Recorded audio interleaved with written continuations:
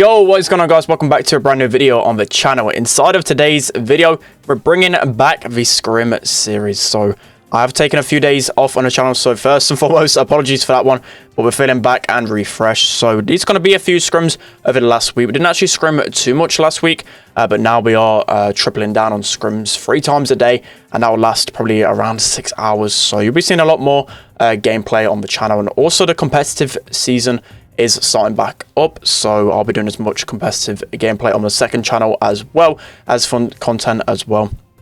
But yeah, before we get into today's video as well, I just want to say that this is just practice. These are just scrims. These are going to be our best games. Probably I'm going to show a few losses in there, but just know we play around 25 matches per scrim against a team, and I'm only showing part of it. A lot of the times teams are just trying comps out, just trying different new strategies, so don't focus too much on the results you see in these scrims. These are just my favorite games that I've got from the last week, and as I said, these literally count for basically nothing. Like, I don't get anything out of winning these games really, except for just learning how to play with certain different comps. So without further ado, let's jump into it. Alright guys, so loading into the first game. This one was for about 2 weeks ago, so the meta might have shifted a little bit, but just remember this was in my camera roll. I can't even remember this game, to be honest, but as you can see, we've got Poco, BB, and Pam comp. They've got really aggressive Mortis combo, which normally should hard counter the Poco, Pam, and BB, just because you can keep chaining your bats over and over again. But these are Totem former outsiders, an Italian team, really good. I think they're going to be one of the best teams in Europe this season. They seem like such a good synergy together. I'm really excited because I really like these guys. These have been grinding the game a lot. I played against Mari's, Piper, and B especially within the first few qualifiers, I think, of last year. And I've just seen him grow as a player. It's been actually really nice to see. But as you can see by this combo, what they're trying to do is just being our graspy, super annoying. But I've got to protect our Poco at all costs. And with Pam, you can kind of do that a little bit better now. You've got a star power with 800 damage. What you can do in most cases is just literally throw your turret onto an enemy and get that little bit of extra of tick damage, whether that be 800 or 1600. That actually counts for a lot, especially when you're up against a brawler like Mortis. It saves you quite a lot of ammo. So that's a pro tip if you're facing some kind of aggro player. Use your turret really offensively, because that's going to be really annoying for players to deal with. BB with a shield is so toxic in this meta. You could basically throw her into any single comp and it's going to be amazing. So you can see here, Casey's literally just going so aggro, taking the aggro out of 2 plays there, BB and the Piper, which is what you might think is a bit of a weird play, but actually is a really nice play, because what that enables him to do, enables him to respawn right into our faces, healing them, and he also has that respawn bubble. So actually dying for pressure is actually a really underrated strategy. But that's going to be the first game. Let's hop into the next one. Alright guys, going into the next one, and I wanted to show this one like straight away because you guys haven't seen much Leon in competitive or even in a scrim format in anything really, because he's not been the best brawler. But honestly, Leon in harder at mine, I wasn't joking around when I said this the other day. He's absolutely insane, especially down that right hand side. This isn't a more favorable comp because we've got the likes of Sandy, who can be somewhat annoying, especially if he uses the damage star power, and also Rosa, which can be a decent counter to Leon in some circumstances. But the main thing about Leon, especially with a max combo, what you can do, you've got max speed and you've got the Invisi-Heal with Leon. So you basically got his smoke trails with Invisi-Heal at the same time, if you get that combination on a lot of the times. And it's such a fun combo. You get max speeded and you're getting healed every single time. You're getting every second. It's actually insane. So as you can see here, I do a really fantastic job of getting the Rosa down and getting into their bushes. So that's how you got to play Leon. You got to play it really randomly. You got to be really annoying. You got to be in places where people don't expect it. You got to do things that people don't expect, and then you're going to get the most value out of Leon. And honestly, Leon, if you guys are a big fan of me, I think I've said it a few times already, but back when I used to start competitive, Leon was meta back then, and I used to main Leon. Leon used to be my favorite brawler by far. He used to be amazing. So just from that practice all the way back then is why I'm still able to play Leon now. Even when he's not a competitive brawler, I don't have the most practice with him, but it's just something about his game style that I just completely get with Leon. So as you can see here, I'm playing really aggressive and making sure I'm at least staying alive from the team. So my whole team actually goes down here, and as you can see, Leon just absolutely shredding him. I get a triple kill to save as the game. Absolutely insane. It's just about timing with Leon. It always is about timing. You've got to make sure and catch people off guard. As you can see, I can 2-burst Sandy there perfectly, and then I get my super straight back. Leon honestly so fun. I can't wait to potentially use them in competitive. I think Gem Grab's only the format where you can use them, to be honest, at the moment. But that's the game with Leon. Insane. Let's hop into the next one. Right, jumping into the next game. A lot of these games are from literally like a week ago. So to be honest, I'm actually trying to recall how it actually went in this game. So I'm guessing the bans for this one, more than likely, again, for scrims this week have been the likes of Byron, Ruffs. 8-bit's a really common ban, not in this scrim though. Trying to think what else. What else could have been banned? I can't think of the top of my head now. It's always Ruffs, Sprout, Byron. They're like the 3 main ones, and then it's kind of like, I think it's Amber. It's got to be Amber. Amber would be in these comps for sure. I know D2's team don't actually like Amber too much, and Amber in this meta is so toxic. But as you can see here, I chained 3 supers on the safe. Colette is absolutely insane in this meta, so insane. And again, especially on Kaboom Canyon, the way I like to play Colette is just be really sneaky, play really aggressive with Colette, and try and chain your supers as much as possible. Because I've kind of realized with Heist, it's not all about just staying alive and control. As long as you're getting good respawns and constantly having pressure, you're going to be winning most of the time. Because in Heist, obviously you respawn with full HP and you can easily regain control that way. So it's good just to get damage and then constantly pressure. As you can see, I'm just being annoying left up corner. It allows my team to push up and we get the win. Alright guys, so jumping into the next one. I've just realized that this was just before Mr. P's gadget got introduced into the meta. So bear that in mind. Mr. P's going to be even stronger with the new gadget. It's absolutely insane. You can get so much more value, so much more scouting capabilities. So I think I actually... No, did I go down there? I can't actually remember. I think I just rotated around the left.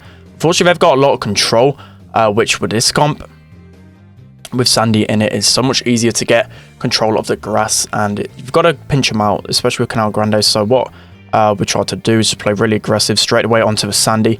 Even if I was to die there, it was just getting the pressure, getting the mid control back is super important in this one. So as you can see, that really aggro play enabled us to get control back. They shouldn't have allowed that to happen so easily.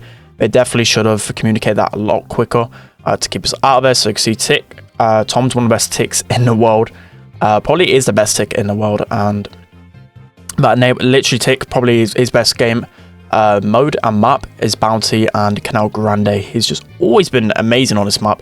The amount of zoning you can do is insane. You can see me playing Max. This is why I think I got this gameplay up, because I'm actually playing Max once. But Max, when you're using the speedy star power, the one that you get more supers, it don't take too much skill, to be honest, to play Max. You can just play really passively, just try and get your supers from a far distance to speed up your teammates. And with Mr. P, with the max speed, it's actually insane. The same with Tick. Like, honestly, everything with a max speed is really good. And Max in this meta is so underrated. I would say, if we're talking from a comps perspective, that Max is probably one of the best brawlers in the game, if not the best, to be honest. But if we're talking about ladder, Max, it takes a lot of synergies. It's certain comps that she does well with. But for sure, as you can see, Casey's got 7 stars here, and Mr. P's just been absolute carrying. But I just thought I'd show this game because there's a bit of Canal Grande, just mixing up the maps. Let's hop into the next one. Alright guys, so moving on to Split now. So with this one, I think the first people that actually introduced this strategy was Cursed with the Gale and Jackie combination. And now that BB's in the meta, even more so. BB with a shield is insane. So constantly sending her over on the launch pad is really good. You've got Pam on the right hand side. Nothing really beats Pam too much on that right hand side unless you're pairing things together. I know recently from Scrims, I think this was probably like a week ago now, the meta is constantly evolving in Scrims as people learn different strategies to counter different ones. And to be honest, Pam isn't the best on the right anymore, because you can just send a lot of things on top of her, especially a BB. A BB should be able to deal with a Pam specifically, but as you can see, they're getting the other lane there, which, to be honest, they should be going for the other side as a Gale and a BB. But as you can see, they're going to be jumping on me. There's not much I can really do once a BB literally jumps on top of me with that shield. She's just going to knock me back straight away. So I'm doing a decent job here of keeping them low. What I'm trying to do is get my super and just throw it straight on them. You can see I've got 2 ticks on my super on that BB, and that basically made me win the matchup just from that star power alone. The Pam star power is kind of crazy. I do go down there, but all we need is time on that left hand zone. So Casey's just going to try and keep him off. The most important thing when you're winning, and especially in this combo, is to keep them off the defensive lane, because with BB, you can just keep jumping in, cycling over and over again, slowly chipping away that time. As you can see, Tom, again, even if he gets stunned straight away, he's still going to get a few ticks of time So again, the priority is always going to be defending that right. But as you see, Casey, really well-timed jump there. He knows the other person's going to be jumping on the other side. He can just do the vice versa thing and go on there. So that's going to be a win for us. Let's hop into the next one. All right, guys, moving on to a more recent scrim. I think this was just the other day. So what we've actually learned a lot from scrims is that Jesse still is viable in competitive. Honestly, Jesse's a really underrated pick.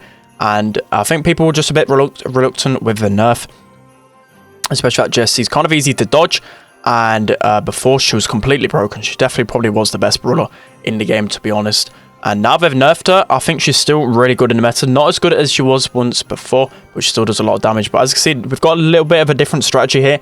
What we went for is like the surprise element. We've just got a Colt, we've got a base race element, a BB with shield. There's not a lot that can take it down. And as you can see, I'm doing an amazing job of staying alive in spawn, just being annoying. All of them have to go back for me.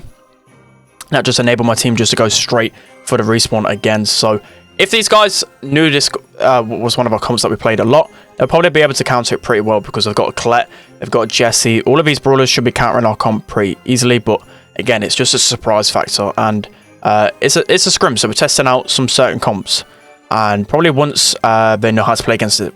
I think we actually played this again because they wanted to, and they just countered it straight away. But as you can see, the surprise element doing really well there, able to pick up the win. Let's hop into the next one. All right, guys, so going on to dueling beetles now. So a new map in terms of competitive. Not too many people really played this map before it got announced on the esports, the maps for the esports coming up. So with this comp, we both went tick mid. So normally we do go Jesse mid, but I think we tried out tick mid and they did the same thing as well. So you can just see here, Tom is just in their spawn constantly. He's such a good tick. It's actually hilarious, but if you guys actually wear in the tick 1v1s, especially if you're up close, it's near to impossible to obviously hit a tick. It's such an awkward gunfight. So most of Tom's ammo is spent helping the lanes, which is really, really good. And as you can see here, we're just being really, really aggro. What you got to do against a tick is just be aggressive. He doesn't like it when people are in his face, but he has got that gadget to knock people back. But as long as you're really close to him, ticks do have a really hard time of hitting the shots consistently. So as you can see, Tom doing an amazing job again. I think he is using the heal star power. It just synergizes a lot better with Tick's new gadget. Before, he was always using the one that made you reload more. I think it's automatic, but now he's always using well oiled because this combination with his gadget, you can just see he's in his spawn just doing absolute work. But that's going to be dueling beetles there. You can just see the absolute spam of turrets and stuff. Let's hop into the next one. All right, guys, hopping into the next one. Again, I can't really remember this scrim. What I need to start doing is start getting into more of a schedule. Just record a few games from each scrim because, to be honest, there's not a lot of variety that I've got.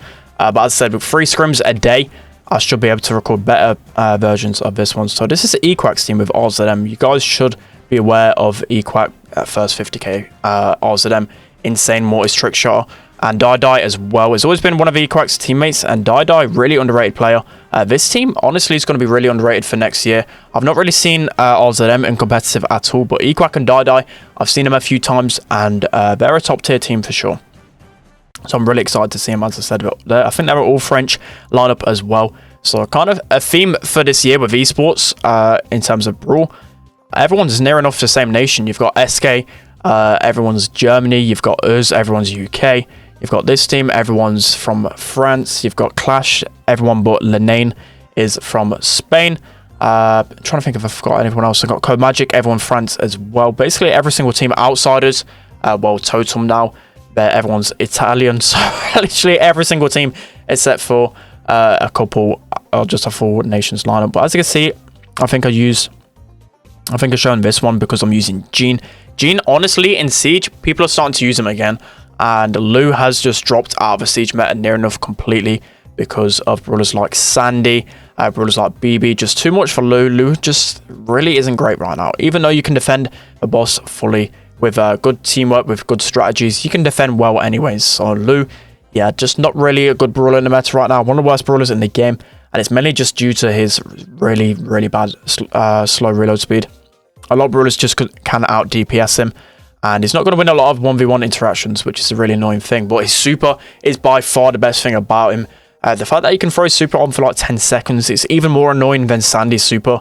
Because he gets stuck. A lot of times I get stuck in the walls. And my teammates will hear me screaming because I'm literally stuck in a wall. It's such an annoying mechanic. But If you guys have been watching the gameplay, you can see Jean, honestly, still a really good combo, especially with the likes of Sandy in the meta. I think this has allowed Jean to be in the meta even more because Jean and Sandy's always been a good combo with a pull and a super strategy. So that's going to be a win for us. As you can see, Jean slowly making a comeback in the meta, maybe. I'm hoping, fingers crossed. Let's hop into the next one. All right, guys, so hopping into the next one. Also in this scrim, I remember Byron wasn't banned, which, to be honest, we love Byron when he's in play. Honestly, he's a really fun brawler. The comps that he brings can be really annoying, but just the gameplay overall with Byron just suits us a lot because he's a big brain brawler, but to be honest, you have to obviously think about healing your teammates. You got to think about damaging the enemy team. He has a lot of cool mechanics, and even though he's broken and a really good brawler in the meta, he's just really fun. So as you can see, I think this is when Mr. P's gadget came out, if I'm not mistaken.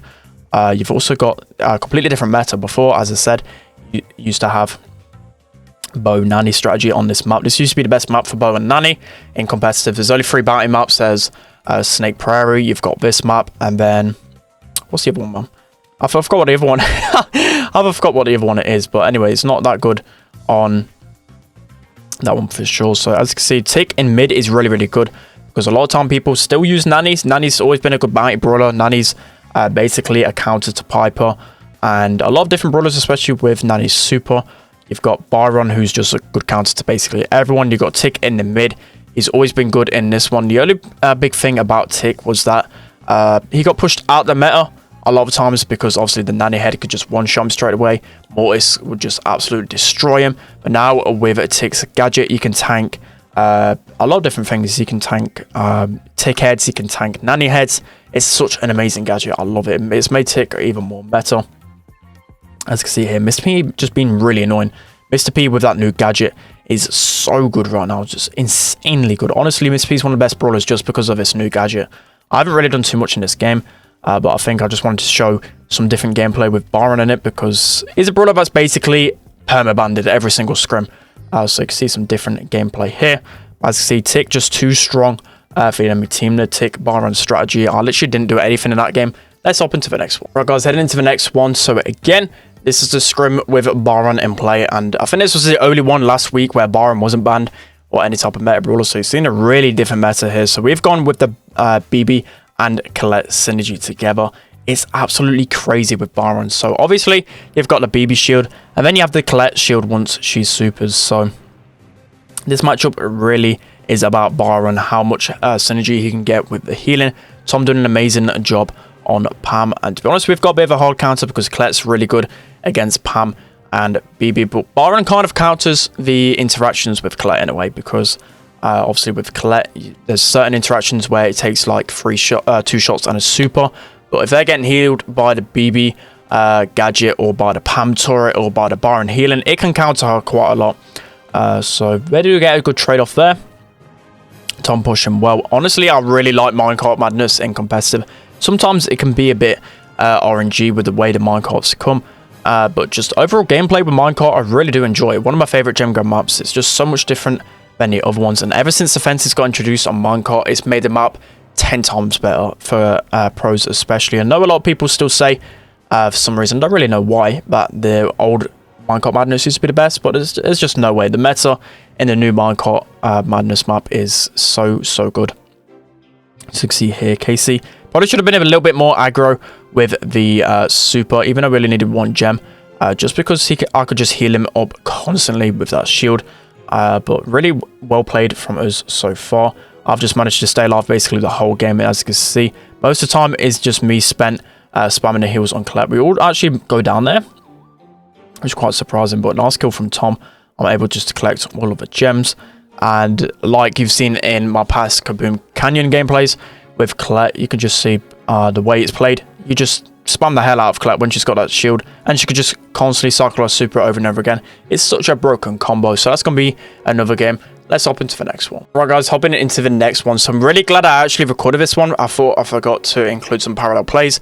So this is one of the ones I wanted to badly get some gameplay for. This is the only game I've remembered to actually record. So parallel plays, a new map for Hot Zone competitive, and to be honest, I really don't like this Hot Zone map. This is by far my least liked one, just because it's really defense orientated. The fact that Most ways it's actually played a lot different than it is in this gameplay because you don't have Byron in it normally. With Byron, you can just run up and get the zone with a BB. But when Byron's not in play, it's just really control orientated. It's really slow paced. People just sit back in the left zone and wait for people to come towards them. You get a lot of people that use the likes of Jesse, like turret spam, like Jesse, Mr. P, Sandy, all of these different brawlers that are just so defense oriented. But the strategy that we've gone for here is to take the right zone first before the left one with a BB and Byron, just because your defensive side is much easier to get. And as you can see here, Casey pushing up as well, but Tom does cycle a death there, so it's near enough no way you're going to be able to defend that right hand zone. Like from our perspective, it's really hard for us to keep them off, but you see Tom keeping the aggro because it's really easy for Casey just to sit on that zone. The priority is always to try and get that left hand zone first, because then you can work together and push up. But we adopted a different strategy in this one. We're able to take the win. Let's hop into the next one. Alright guys, so jumping into the final game. This was literally a game we played yesterday. It's actually still on my battle log, that's why watching it a little bit of a different perspective. But as I said, the meta always changes literally every like 3 to 4 days in scrims, because people still try stuff out. As I said in the intro, this is just a scrim. People are still trying a bunch of combinations, seeing what works, trying out a lot of different bans. There's now 4 bans in competitive now, so you've got to be really flexible with the brawlers and the meta that you can play, which is really nice. I honestly really enjoy this type of it. So you can see how I'm being really sneaky. That's the way you've got to play Jesse now, is just to be really annoying and basically run up to people and auto him. That is a lot of the time how Jesse is played.